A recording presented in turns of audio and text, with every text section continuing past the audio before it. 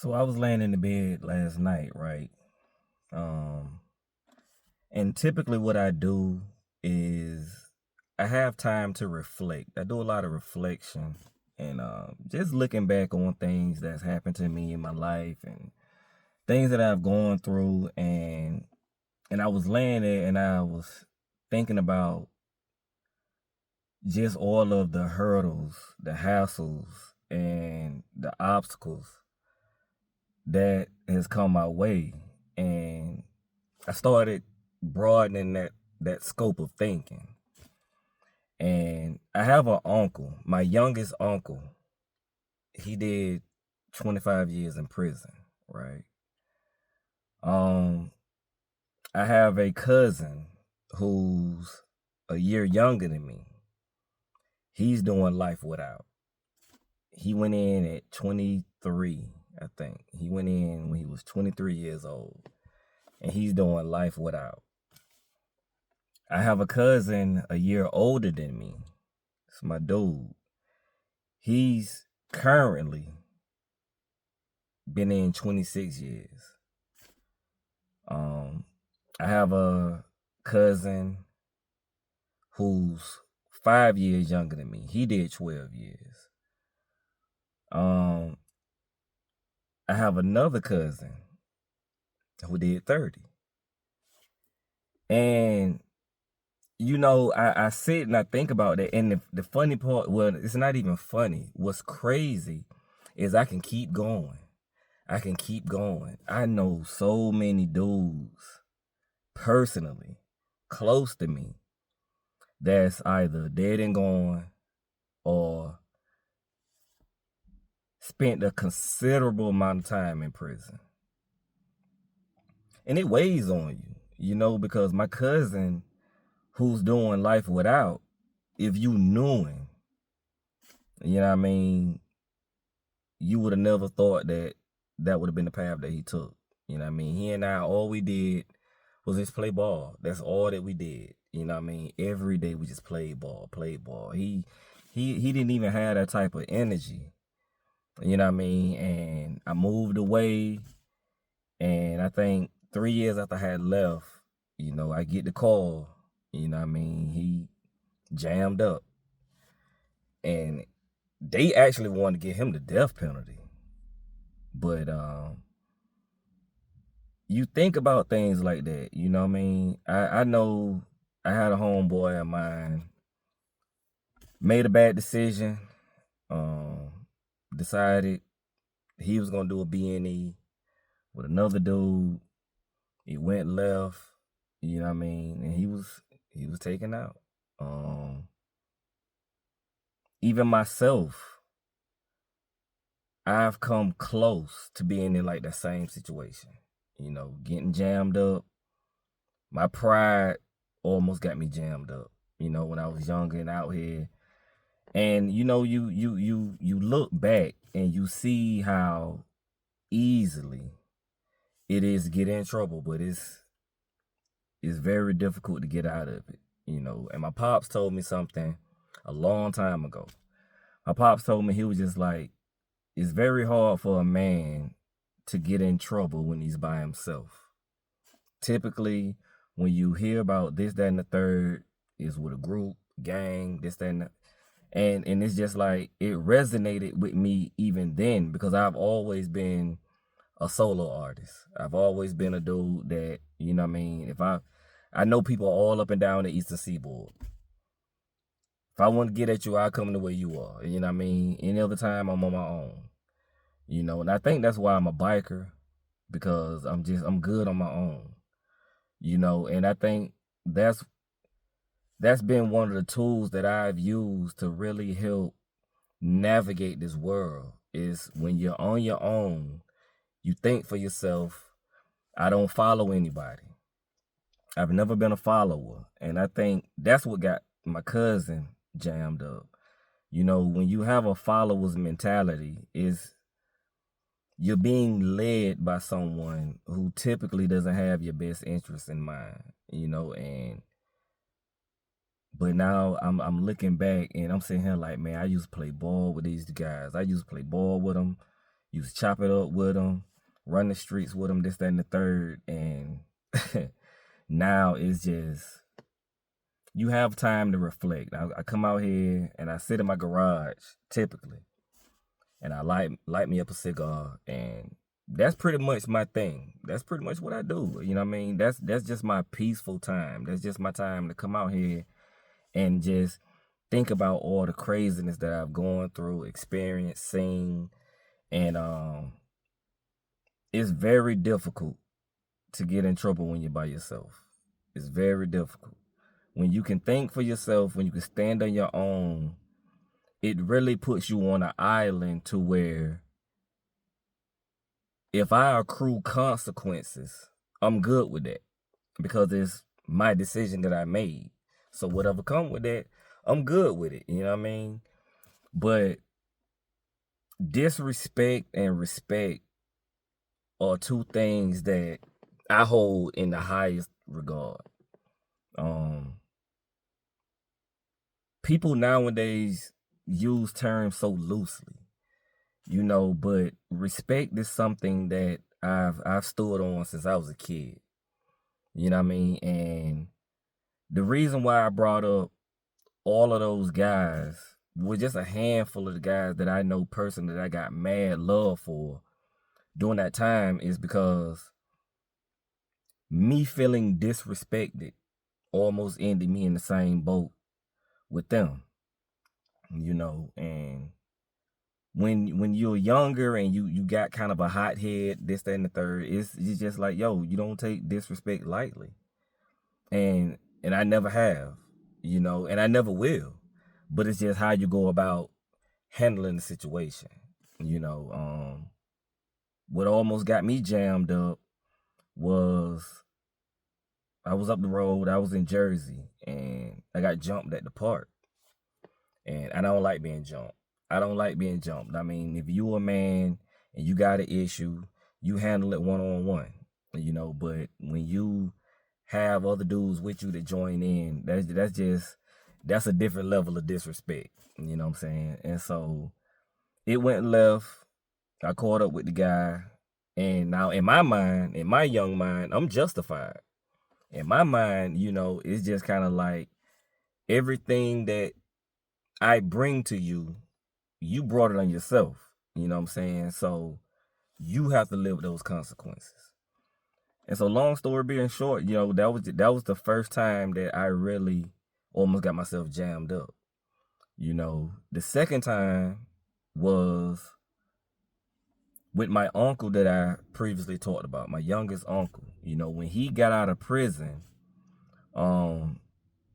he and I, we had a tumultuous relationship. It wasn't good. And it wasn't anything that he and I had gone through. It was how he was treating my mother. He was, you know, my mother got mad love for all her brothers. You know, she even got him transferred out of a prison one time. You know, which is, for anybody who knows, I mean, that's extremely difficult to do, to get somebody transferred from one prison to another. But she did it. You know, and when he got out, he almost had this sense of entitlement, like he was owed something. You know, and I mean, don't get me wrong, I'm not sitting here with t-shirts on talking about some free my cousin, free this. Now they did what they did. They all what they are, you know, and I can't say one way or the other. I got love for him, but you know what I mean, you gotta pay the price. And so it got so bad with me and my uncle, it got to a point to where we literally couldn't even be in the same city. It had, the relationship had degraded to such an extent that I had to literally like remove myself out of the equation, you know. And it just speaks to like a level of aggression with us. And by us I mean men. We have a level of aggression. And in my family, as screwed up as my family is, yo, we don't pull punches. So if we tie up, it may as well be two strangers, you know. And it's a sad state of affairs, man, to be in.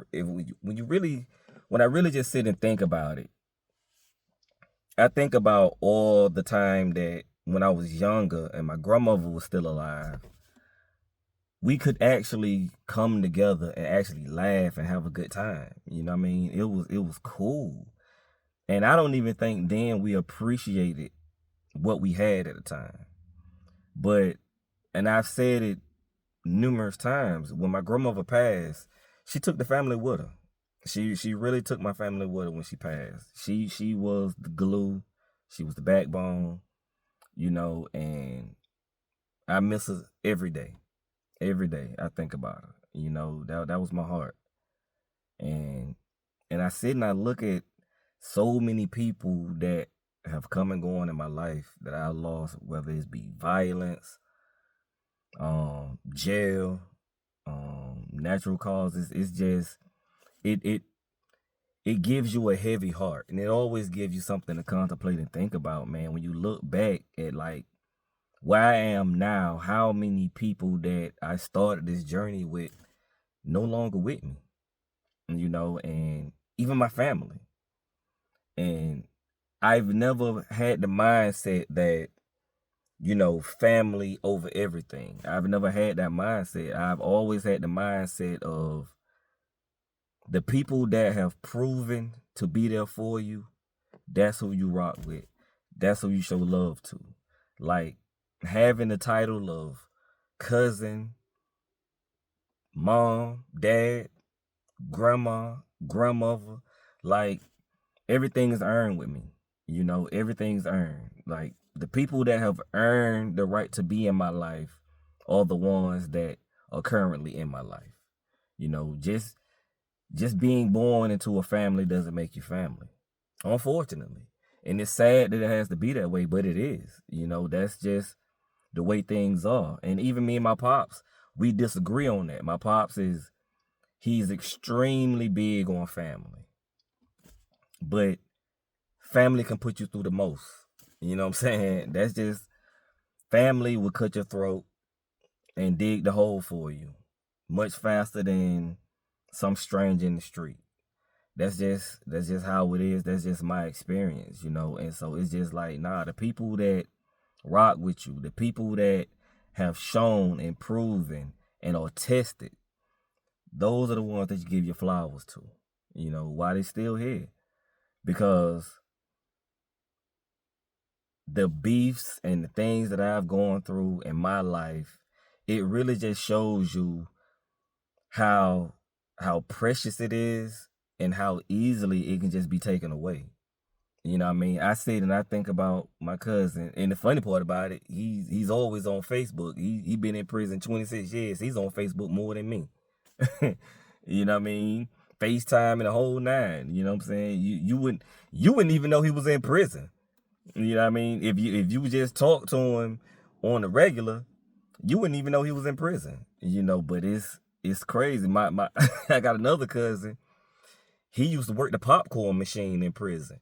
You know what I mean? I'm sitting here like, hey, yo. But it's crazy, man, how easily people could just lose 10, 20, 30 years of their life over a mistake. And I can honestly say most of the people that I name are like good men.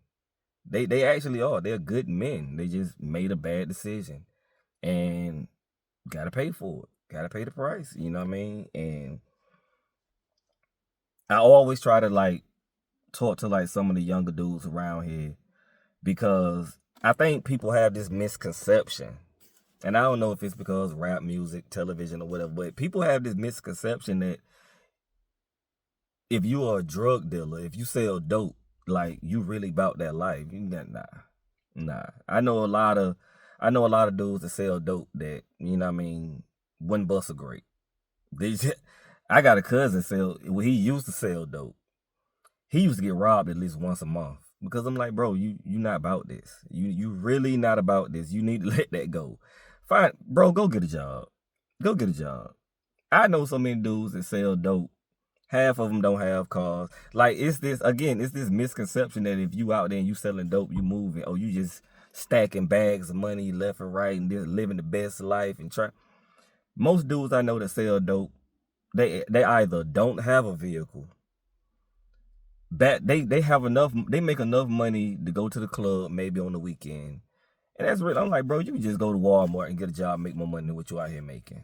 You know what I mean? With far less consequences. But it's a choice. For a lot of people, it's a choice. I know dudes that sell dope and came from great families. I know guys that sell dope came from families that had money. Literally. I'm talking about like legit money. But they chose to go out there in the streets and live the life that, you know what I mean, they look up to. But on the flip side of that, when I was up the road, I know dudes that been on the block 40 years, they caught a felony when they were maybe 17, and yo, they graduated. This is what it is. I know guys in their 40s never had a job. Hustle. Sun up to sundown. Hustling is not easy, yo. Again, people have these misconceptions that, you know, that street life is something to be proud of, and it's not. I'm like, hustling. When you hustling, you think punching a clock 9 to 5 is a headache. When you hustling from sun up to sundown, you don't know when your next dollar coming from. You may not know how to feed your child.